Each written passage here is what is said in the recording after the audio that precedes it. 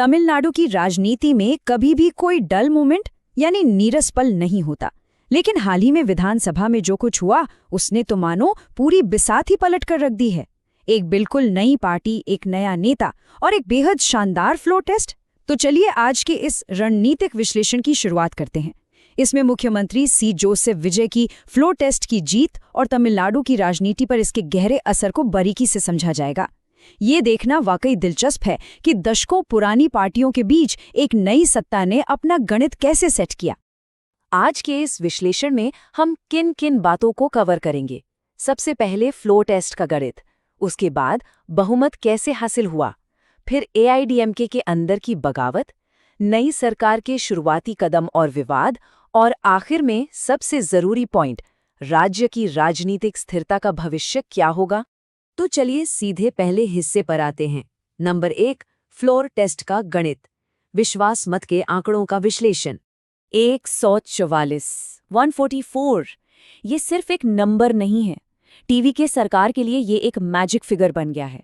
एक बिल्कुल नई पार्टी के लिए यहां तक पहुंचना कतई आसान नहीं था। ये कोई हवाई जीत नहीं थी, बल्कि ये बहुत ही बारीकी से की गई पॉलिटिकल इंजीनियरिंग का नतीजा था। अब सवाल ये उठता है कि 144 का ये जादुई आंकड़ा आखिर बना कैसे। इसे थोड़ा ब्रेक डाउन करते हैं। टीवीके के पास अपने खुद के 105 विधायक थे, लेकिन बहुमत के लिए थोड़े और सपोर्ट की जरूरत थी, और यहीं से शुरू हुआ असली गठजोड़।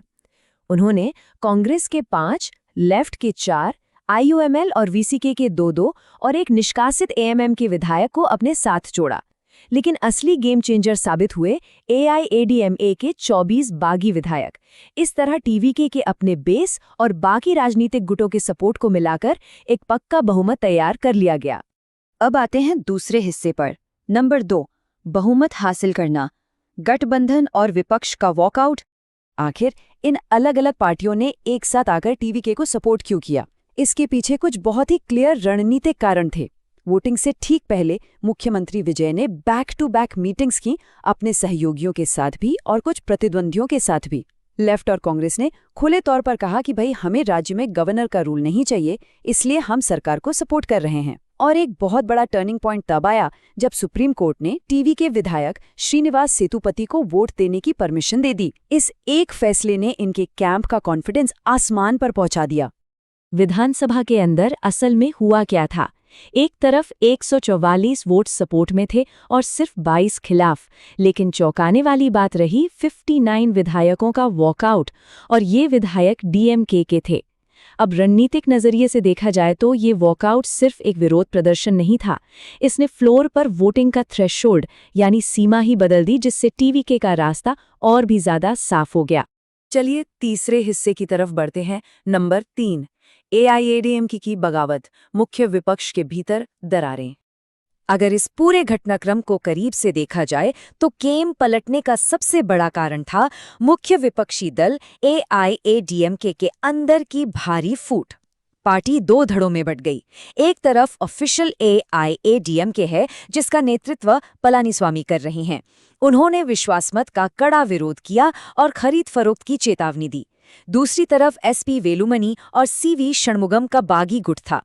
इन्होंने न सिर्फ सीएम विजय को अपने 24 वोट दिए, बल्कि अपनी ही लीडरशिप पर डीएमके के साथ गठबंधन चाहने के गंभीर आरोप लगा दिए। एक प्रमुख पार्टी का इस तरह 2 हिस्सों में बढ़ जाना फ्लोर टेस्ट में एक बहुत बड़ा एडवांटेज बन गया। अब बात करते हैं चौथे हिस्से की। नंबर 4, शुरुआती कदम और विवाद, शासन के कदम और रणनीतिक बयानबाजी। पावर में आते ही एक्शन बहुत तेजी से हुआ। वोट से पहले की इन बैठकों के बाद अपने कार्यकाल के दूसरे ही दिन सरकार ने मंदिरों और स्कूलों के पास की 700 से ज्यादा टैस्मैक शराब की दुकानें बंद करने का आदेश दे दिया। ये एक बहुत बड़ा पब्लिक हेल्थ प्रॉमिस था, जिसे तुरंत पूरा किया गया। लेकिन उसी दिन एक बड़ा विवाद भी खड़ा हो गया। मुख्यमंत्री ने अपने ज्योतिषी राधन पंडित वेट्रीवेल को ओएसडी यानी विशेष कर्तव्य अधिकारी नियुक्त कर दिया। इस पर वामपंथी दलों और वीसीके जैसे सहयोगियों ने तुरंत आपत्ति जताई। उनका साफ कहना था कि सरकार को ज्योतिष नहीं बल्कि विज्ञान को प्राथमिकता देनी चाहिए। इन सब के बीच मुख्यमंत्री का अपना स्टैंड क्या था, ये देखना दिलचस्प है। उनका ये बयान काफी पॉपुलर हो रहा है। सीटी ने इतिहास बदल दिया है। मेरी सरकार हॉर्स पावर से चलती है, हॉर्स ट्रेडिंग से नहीं। खरीद फरोख्त के आरोपों को खारिज करने का ये एक बहुत ही स्मार्ट तरीका था।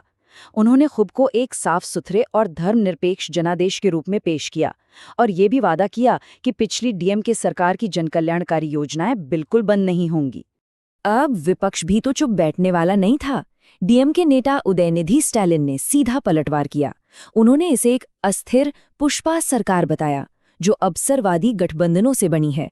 उनका लॉजिक ये था कि भले ही टीवीके ने फ्लॉ टेस्ट पास कर लिया हो, लेकिन राज्य के 65% लोगों ने उनके खिलाफ वोट किया है।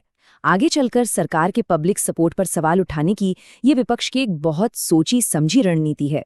और आखिर में 5वां हिस्सा, नंबर 5, राज्य की स्थिरता का दृष्टिकोण, एक रणनीतिकार का आगे की राह का आकलन। अगर पॉलिटिकल चेसबोर्ड पर मौजूद ताकतों को तौला जाए तो क्या ये सरकार स्टेबल रहेगी? इसके कुछ अच्छे संकेतक हैं। 144 वोटों का सॉलिड बहुमत एक बहुत बड़ा सेफ्टी नेट है। पिछली कल्याणकारी योजनाओं को जारी रखने का वादा करके उन्होंने निरंतरता का एक पॉजिटिव सिग्नल दिया है। और सबसे बड़ी बात, AIADMK की अंदरूनी कलह ने फिलहाल विपक्ष को बेअसर कर दिया है। लेकिन पिक्चर बिल्कुल परफेक्ट नहीं है। ज्योतिषी की नियुक्ति जैसे फैसलों पर सहयोगियों की नाराजगी इस बात का साफ इशारा है कि गठबंधन के अंदर वैचारिक मतभेद जरूर मौजूद हैं, जो आगे चलकर बड़ी परेशानी खड़ी कर सकते हैं।